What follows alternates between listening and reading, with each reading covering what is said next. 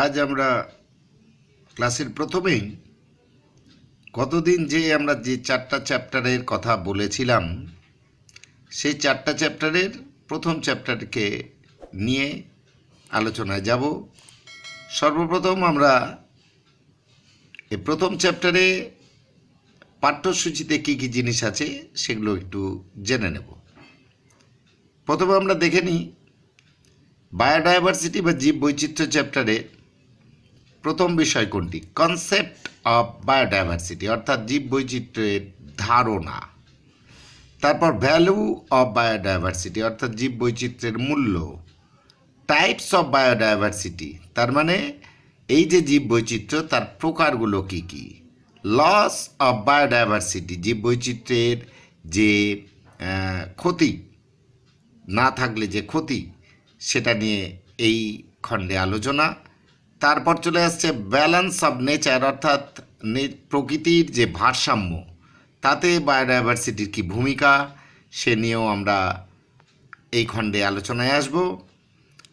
তারপরে India as mega diversity nation, অর্থাৎ ভারত হচ্ছে একটি বৃহৎ জীব বৈচিত্র্যের দেশ, কেন সে নিয়ে এই প্রসঙ্গে আলোচনা হবে। তারপরে আসছে আওয়ার কমন প্ল্যান্টস, অর্থাৎ আমাদের সাধারণ উদ্ভিদগুলো কী কী, আওয়ার কমন অ্যানিম্যালস, আমাদের সাধারণ প্রাণীগুলো কী কী। এরপর আসছে ইকোনমিক পোটেনশিয়াল, অর্থাৎ অর্থনৈতিক যে সমৃদ্ধি বায়োডাইভার্সিটির সঙ্গে কীভাবে জড়িয়ে, সেখানে আসবো আমরা এই খণ্ডে। তারপরে আসছে ওয়াইল্ড লাইফ ইন ট্রেড, অর্থাৎ আমাদের এই বন্যজীবের ব্যবসা সংক্রান্ত বিষয়। শেষে আসছে স্ট্র্যাটেজিজ অফ কনজারভেশন, অর্থাৎ আমরা এই যে কনজারভেশন করব তার কি কি স্ট্র্যাটেজি, পরিকল্পনা নিয়ে। আমরা একটু আগেই আমাদের সিলেবাস নিয়ে অন্তত প্রথম যে অধ্যায়টি সেটির বিস্তৃতভাবে আলোচনা করলাম। এবার সিলেবাসের সেই খণ্ডগুলোকে আমরা আলাদা আলাদাভাবে আলোকপাত করব। একটা বিষয় কিন্তু আগেই জেনে নেওয়া ভালো, তোমাদের একাদশ শ্রেণীর মতোই দ্বাদশ শ্রেণীতেও 100 নম্বরের পরীক্ষা হবে, যার 80 নম্বর থাকবে রিটিন পার্টের লেখা পরীক্ষার জন্য, আর 20 নম্বর থাকবে প্রজেক্টে। এবার প্রজেক্ট নিয়ে একদমই ঘাবড়ে যাবে না। আমাদের শিডিউল 10 জুন আপাতত সরকার সেই ঘোষণায় করেছে স্কুলগুলো খোলার। সেটা যদি জুলাইতেও খোলে বা 10 জুনে যদি খুলে যায় তাহলে তো কোনো অসুবিধাই থাকছে না।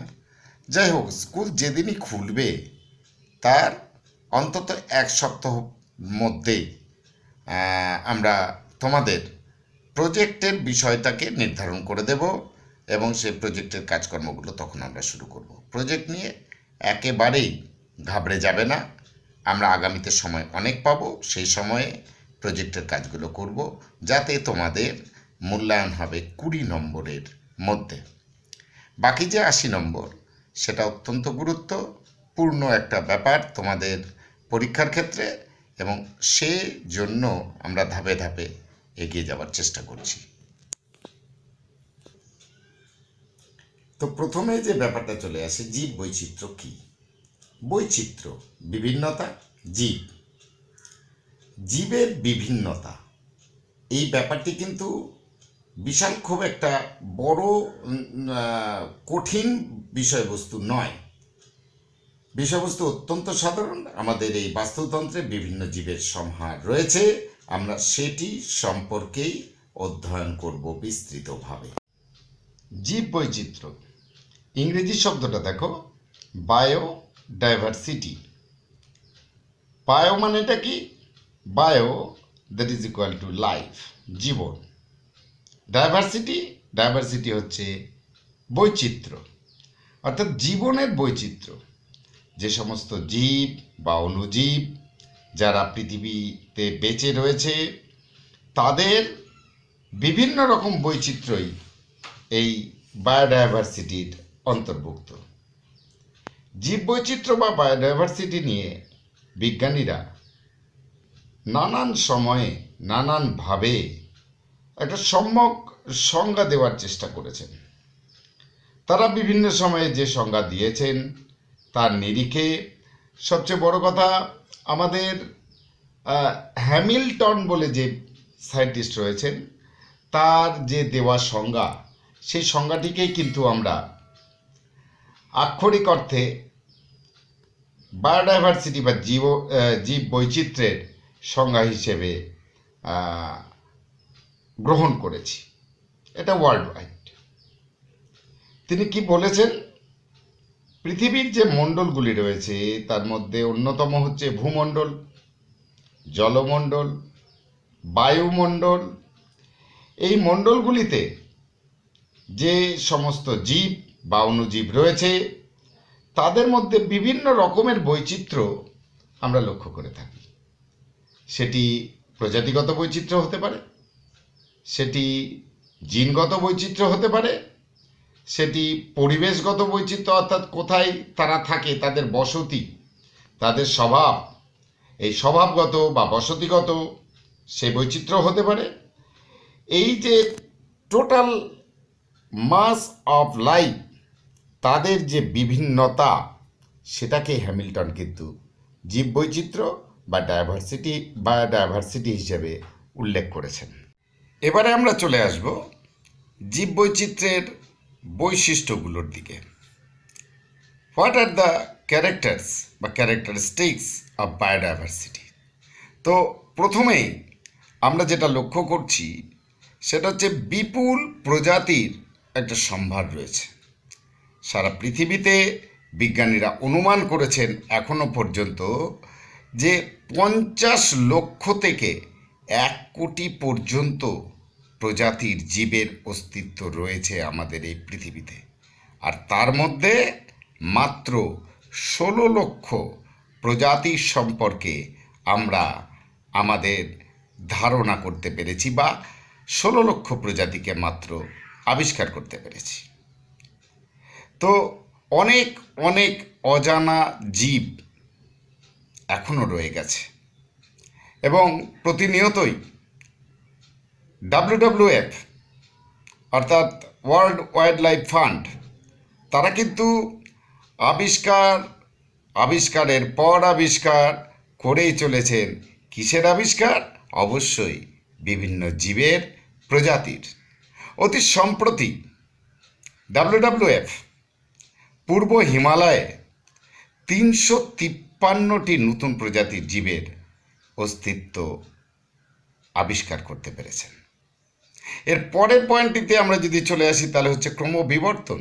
জীবগুলো ক্রমবিবর্তিত হয়ে একটার পর একটা প্রজাতিগত বৈচিত্র্যের সৃষ্টি করতে পেরেছে।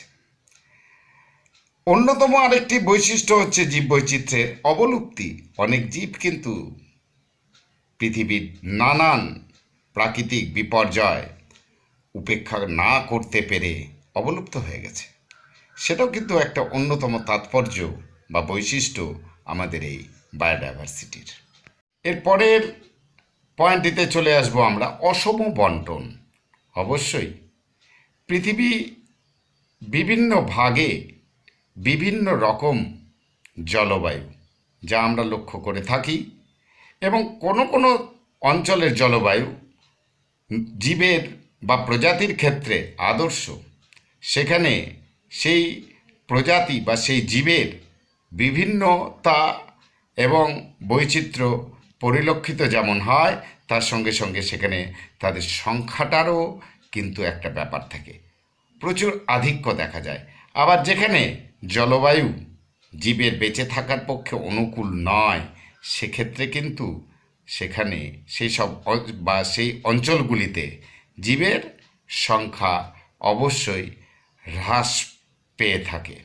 অর্থাৎ কোনো কোনো জায়গায় জীবের বা প্রজাতির আধিক্য বেশি, কোনো জায়গায় কম, কোনো জায়গায় আবার মাঝারি। তা এই অসম বন্টনটাও কিন্তু জীববৈচিত্র্যের একটা বড় বৈশিষ্ট্য হিসেবেই আমরা পরিগণিত করি। জীববৈচিত্র্যের হটস্পট বলেও কতগুলো অঞ্চল রয়েছে। সারা পৃথিবীতে মোটামুটি 25টি মতো অঞ্চলকে হটস্পট বলে ডিক্লেয়ার করা হয়েছে। সেখানে কি? সেখানে জীবের বিভিন্নতা আছে, তার সাথে সাথে সেখানে জীবের বৈচিত্র্য আছে, তবে সেখানে কিন্তু অনেক জীব অবলুপ্তির পথেও, এটা কিন্তু চিন্তার কারণ, অবলুপ্তির পথেও রয়েছে। তাহলে আবার আহ, সেই অঞ্চলের জীবগুলি কিন্তু আবার অঞ্চল নিরপেক্ষ নয়, অর্থাৎ সেই অঞ্চলেই তারা সীমাবদ্ধ। আবার সেই অঞ্চলেই আহ, প্রাকৃতিক কারণে তারা কিন্তু বিলুপ্তির পথে। তো সেই অঞ্চলগুলিকেই আমরা হটস্পট, জীববৈচিত্র্যের হটস্পট বলে উল্লেখ করে থাকি। পৃথিবীর 25টি হটস্পট অঞ্চলের মধ্যে আমাদের ভারতবর্ষেও 2টি হটস্পট অঞ্চল রয়েছে। সেগুলি হলো পশ্চিমঘাট পর্বত আর পূর্ব হিমালয়। এই দুটি অঞ্চলই ভারতবর্ষের পৃথিবীর 25টি হটস্পট অঞ্চলের মধ্যে অন্যতম উল্লেখযোগ্য। WWF এই প্রসঙ্গে তার পুরো নাম তোমরা পরীক্ষার সময় পেতে পারো, world wild life fund for nature. সেরকমই আরেকটি সংস্থা IUCN। IUCN এর পুরো নামটাও আমাদের জেনে রাখতে হবে। IUCN stands for International Union for Conservation of Nature। এটার পুরো নাম আসতে পারে। 2010 সালটিকে IUCN জীববৈচিত্র্যের বছর বা বর্ষ, বায়োডাইভার্সিটি, ইয়ার অফ বায়োডাইভার্সিটি বলে কনসিডার করেছিল। এটাও কিন্তু তোমাদের অবজেক্টিভ কোশ্চেন হিসেবে আসতে পারে। তাহলে এই জীববৈচিত্র্যের লক্ষ্যটা কি? এক, বিভিন্ন জীব তাদের সম্পর্কে মানুষকে অবগত করা, আর 2 নম্বর, এই সমস্ত জীব যাতে অবলুপ্ত না হয়ে যায় তার দিকে নজরদারি করা বা সজাগ দৃষ্টি রাখা। আমরা কেন বায়োডাইভার্সিটি বা জীববৈচিত্র্য নিয়ে এত গুরুত্ব দিচ্ছি? তার কারণ একটা, যে পৃথিবীতে প্রত্যেকটা জীবেরই কিন্তু প্রয়োজন রয়েছে। সেই জীব কোনো না কোনো রকমভাবে সমস্ত জীবকেই সম্পর্কে জড়িয়ে রাখতে পারে। আর ঠিক এই কারণেই বর্তমান পৃথিবীতে বায়োডাইভার্সিটি বা জীববৈচিত্র্যের গুরুত্ব বা তাৎপর্য সাধারণ মানব জীবনে অপরিসীম বলেই বিজ্ঞানীরা অনুমান করছেন। দেখো, একটা স্বাভাবিক ব্যাপার, আমরা যে জগতে বাস করি, আমাদের এই সমাজে চিকিৎসক রয়েছেন, প্রশাসনিক কর্তারা রয়েছেন, শিক্ষকেরা রয়েছেন, চাকুরিজীবীরা রয়েছেন, ইঞ্জিনিয়াররা রয়েছেন, রয়েছে যারা জুতোর কাজকর্ম করে অর্থাৎ মুচি এই সম্প্রদায়, তারপরে রয়েছে ম্যাথররা, সুইপার, এরা প্রত্যেকে, রিক্সাওয়ালা, টোটোওয়ালা, বাস চালক, ট্রেন চালক, তারপরে আমাদের পাইলট যারা বিমান চালায়, প্রত্যেকে রয়েছে। এবং দেখো, প্রত্যেকেরই গুরুত্ব কিন্তু অপরিসীম। আমরা অসুস্থ হলে যেমন চিকিৎসকের কাছে যাই, আমরা কম্পিউটার কেনার পর কম্পিউটারের টেকনোলজি নিয়ে যেমন ইঞ্জিনিয়ারদের কাছে ছোটাছুটি করি, বাড়ি তৈরি করার সময় যেমন ইঞ্জিনিয়ারদের কাছে ছোটাছুটি করি, কিছু শেখার জন্য যেমন শিক্ষক মশাইদের কাছে গিয়ে ছোটাছুটি করি, একই রকমভাবে আমাদের বাড়ির পায়খানা বাথরুমটা যদি পরিষ্কার না করা হয়, পয়ঃ প্রণালী যদি ঠিকঠাক না থাকে, তাহলে তো আগেই আমরা দূষিত হয়ে যাব, মরে যাব। কাজেই সমাজে বেঁচে থাকতে যেমন শিক্ষক, চিকিৎসক, ইঞ্জিনিয়ার, প্রশাসনিক কর্তা এদের প্রয়োজন আছে, একই রকমভাবে মুচি, রিক্সাওয়ালা, সুইপার এদেরও গুরুত্বপূর্ণ ভূমিকা রয়েছে। এই কথাটা যেমন সত্যি, একই রকমভাবে পৃথিবীতে অবস্থানকারী সমস্ত জীবেরই কিন্তু প্রয়োজন আছে। আমরা খাদ্য শৃঙ্খলে দেখেছি যে শুধু খাদ্য শৃঙ্খলের নিম্ন শ্রেণীতে যারা অবস্থান করেন তারাই নয়, উচ্চ শ্রেণী পর্যন্ত প্রতিটি জীব খাদ্য শৃঙ্খলের উপর নির্ভরশীল।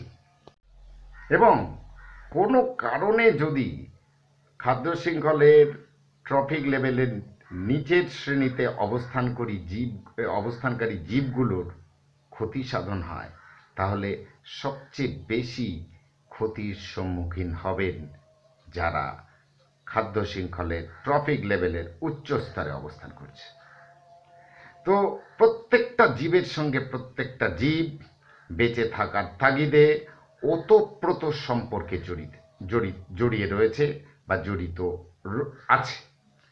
একই রকমভাবে যেটা একটু আগে তোমাদের ব্যাখ্যা দেওয়ার চেষ্টা করলাম, সমাজে বেঁচে থাকতে যেমন প্রত্যেকের সাহচর্য দরকার, আর আমাদের এই প্রকৃতিকে সুন্দর রেখে প্রাকৃতিক ভারসাম্য বজায় রেখে সুষ্ঠুভাবে বেঁচে থাকতে হলে প্রত্যেকটি জীবের বেঁচে থাকার নিশ্চয়তাকে সুনিশ্চিত করতে হবে। অর্থাৎ প্রত্যেকটি জীব যেন বেঁচে থাকে, তারা প্রত্যেকেই যেন বাস্তুতন্ত্রে তাদের স্বাভাবিক যে কাজকর্ম বজায় রাখতে পারে, এই দিকটায় নজরদারি বেশি করে করতে হবে। অর্থাৎ বেঁচে থাকার আমরা নিজেরা বেঁচে থাকার জন্য প্রত্যেকটা জীবকে বাঁচিয়ে রাখার প্রয়োজন রয়েছে। এটাই বাস্তুতন্ত্রের জীব বৈচিত্র্যের সবচেয়ে বড় অবজেক্টিভ। এই অবজেক্টিভ নিয়েই আমরা এই চ্যাপ্টারে আগামী দিনে আরও বিস্তৃত আলোচনায় যাব, প্রেক্ষাপটগুলো বিশ্লেষণ করব। তোমরা তৈরি থাকো, আমরা এরপরেই জীব বৈচিত্র্যের মূল্য এই নিয়ে হাজির হচ্ছি পরবর্তী ক্লাসে।